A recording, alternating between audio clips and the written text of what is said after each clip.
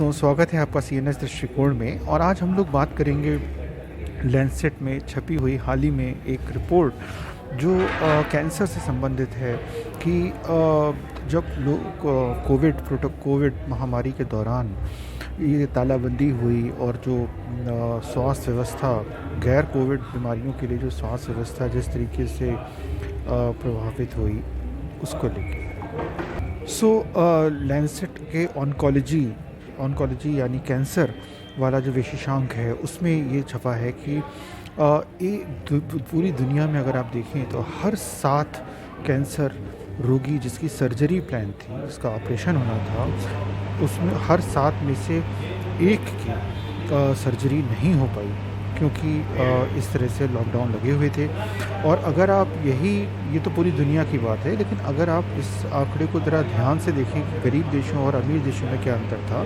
तो आप पाएंगे अधिकांश ये हादसे इस तरीके की घटना कि कैंसर रोगी है, उसकी सर्जरी प्लान है, सर्जरी नहीं होगी तो रोग बढ़ेगा, कैंसर फैलेगा, और ये अधिकांश गरीब और मध्यम आय वाले देशों में ये देखने को मिला। और ये जो शोध है, ये करीब 5,000 से ऊपर कैंसर विशेषज्ञों ने इस शोध में अपना डेटा शेयर किया है, और 61 देशों के 5,000 से ऊपर विशेषज्ञों ने अपना डेटा शेयर किया, जिससे कि ये आंकड़े निकल के आए। इसमें इन्होंने सॉलिड कैंसर के आंकड़े लिए थे। सॉलिड कैंसर ख़ास तौर से वो कैंसर है जिसमें सर्जरी का एक बहुत महत्वपूर्ण रोल होता है। उम्मीद होती है कि उससे उपचार की तरफ और हो सकता है, और सर्जरी का ऑपरेशन का शल्य चिकित्सा का एक बहुत महत्वपूर्ण होता है। मैं आपको लिस्ट भी बता देता हूँ कि वो कौन कौन से कैंसर थे जिन्होंने देखे।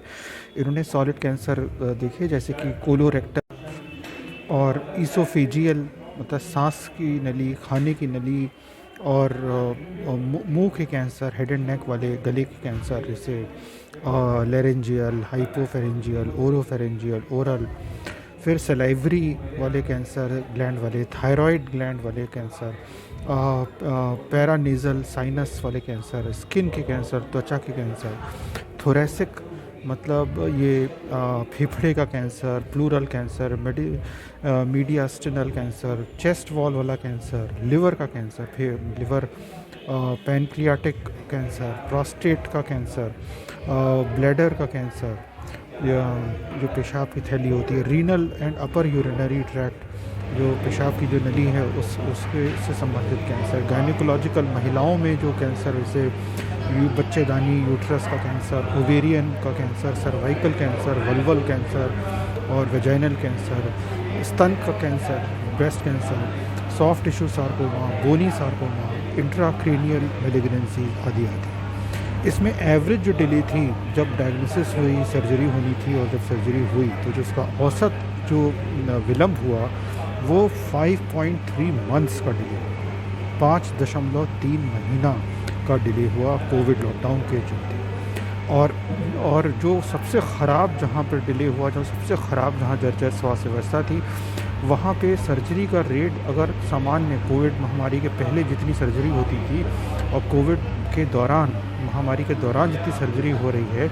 उसमें जो गिरावट आई वो 99.6% की गिरावट आई। तो पहले अगर 100 हो रही थी तो अब 0.4 हो रही, इतनी बड़ी गिरावट है। तो और इसी के कारण लैंसेट में छपा है कि बीमारी बढ़ी, एडवांस हो गई, और गंभीर रोग हो गया, जितना था और गंभीर रोग हो गया, आदि आदि। तो ये बहुत चिंता की बात है, क्योंकि हम लोगों को ये चुनना पड़ता है कि कोविड महामारी आई, उसने एक बहुत बड़ी सीख दी है कि हमारी स्वास्थ्य व्यवस्था क्यों सशक्त होनी चाहिए, जिससे कि हम लोग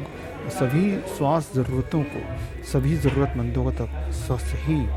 बिना विलम्ब सेवा पहुंचा सकें। ऐसा ना हो कि आज कोविड है तो बाकी सारी स्वास्थ्य व्यवस्था चौपट है। और वो उदाहरण के तौर पे अभी हाल ही में मैं लखनऊ इंडिया में हूँ वर्तमान में,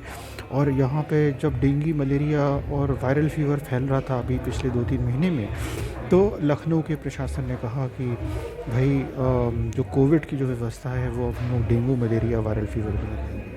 उसी तरीके से जो पश्चिमी उत्तर प्रदेश है उसके प्रशासन ने कहा कि हम लोग ट्यूबरकुलोसिस वाली व्यवस्था मलेरिया डेंगू को वायरल फीवर कंट्रोल करने में लगाएंगे। तो ये हमें चुनना क्यों पड़ता है? क्या हम ऐसी सशक्त स्वास्थ्य व्यवस्था कर सकते हैं कि सभी ज़रूरतमंदों को ज़रूरतमंदों को उपयुक्त इलाज मिल सके, भले ही उसके पास पैसा हो या ना हो, भले ही वो अमीर हो या गरीब हो,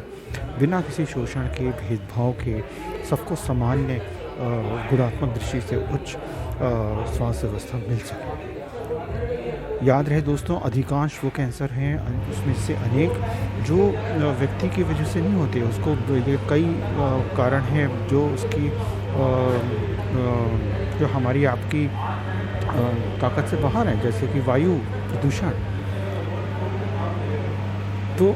और खान-पान, जिसमें सरकारें अलाउ कर रही हैं कि फ़ास्ट फूड कंपनियाँ और बाकी अन्य टाइप की गलत तरीके के रोग उत्पन्न करने वाले, रोगों का खतरा बढ़ाने वाले खाद्य उत्पाद बढ़ रहे हैं। सरकारें इस तरीके का विकास हो रहा है कि शारीरिक व्यायाम ही नहीं मिल पाता है सबको, उतनी श्रम ही नहीं हो पाता, और हम लोग भी गलतियाँ कर रहे हैं, लेकिन बिना सरकार के बिना उस स्तर के काम के हम लोग अकेले अपने निजी स्तर पे अपनी स्वास्थ्य को देखना बहुत ही मुश्किल है। मैं लाख दौड़ूं, लाख जिम जाऊं, लाख ठीक खाऊं, लेकिन वायु प्रदूषण क्या मैं ऑक्सीजन का सिलेंडर साथ लेकर चलूँगा? या सड़क पर क्या रोड सड़क सुरक्षा की जिम्मेदारी मैं अकेले कैसे ठीक कर लूँगा? मैं तो साइकिल पे चलता हूँ, और कोई बड़ी से बड़ी महंगी से महंगी कार में भी चलता है तो या चलती है तो वो भी नहीं कह सकती या कह सकता कि वो पूर्ण 100% सुरक्षित। तो इसी उम्मीद के साथ कि सबके लिए स्वास्थ्य का सपना पूरा होगा, बराबर सामान्य स्वास्थ्य सेवा होगी, और आज का CNS दृष्टिकोण हम लोग यहीं पे ख़त्म करते हैं, और कल फिर 5 बजे हम लोग आपसे फिर रूबरू होंगे किसी और बात के साथ जिसने हमें सोचने पे विवश किया। तब तक के लिए बहुत बहुत साधुवाद।